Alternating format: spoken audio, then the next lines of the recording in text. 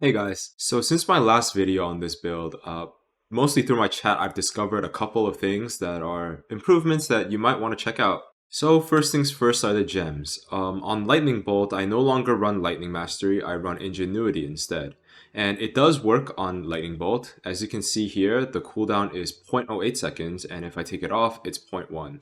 In the past, I'd run Ingenuity on my Blink, but it doesn't really do much for me because my Temporalis is rolled well enough so that I'm blinking without a cooldown anyway. But if your Temporalis is not as well rolled and you experience delays between your blinking, I'd suggest keeping Ingenuity on your blink. Next, my cast on dodge has remained the same, but my cast on critical has changed quite a lot. You'll notice I don't run life tap anymore because I dropped MOM, and now I run Fortress, Spell Cascade, Impetus, and Ambush. I personally noticed much higher DPS once I slotted in Fortress. However, this comes at a cost because in combination with Spell Cascade, your FPS will completely tank. So what I actually do is I take off Spell Cascade whenever I'm doing mobbing content. Instead, you could put on Magnified Effect again.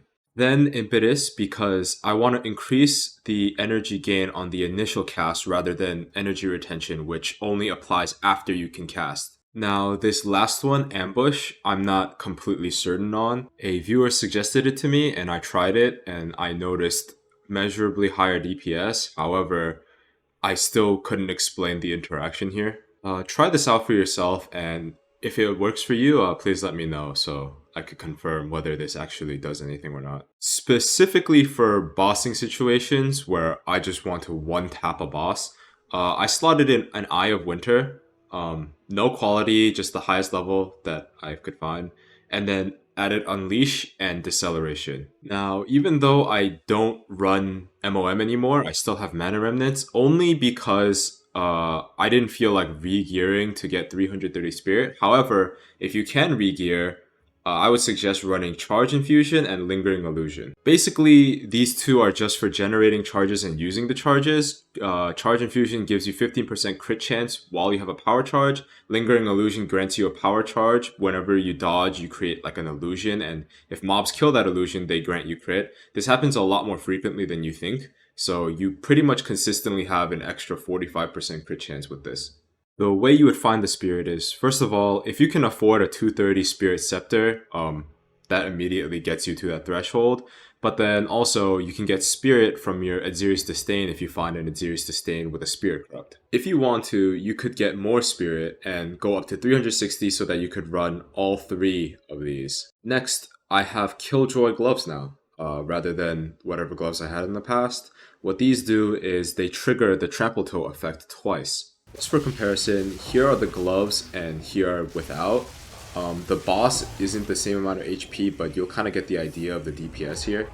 So while the gloves are definitely a DPS increase, if you're one-shotting bosses anyway, it's kind of overkill, so if you don't feel like re-gearing, I just wouldn't bother. My skill tree has remained pretty much the same. Few changes here are that I went up this way rather than going to these attribute nodes because I wanted to take these extra ES nodes, so might as well go this way.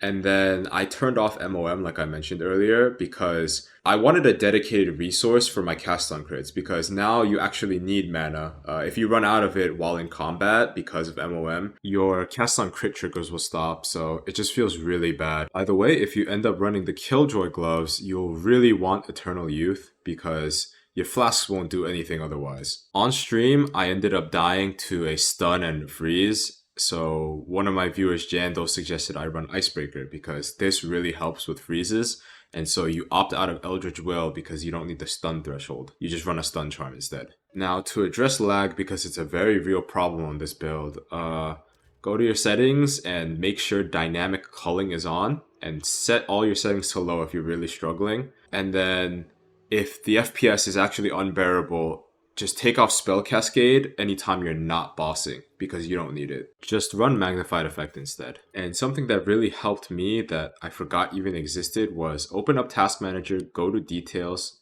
scroll down to Path of Exile 2, and set priority to real time. That's it. Let me know if any of these changes made a difference for you, if it felt better, if it felt worse. Peace out.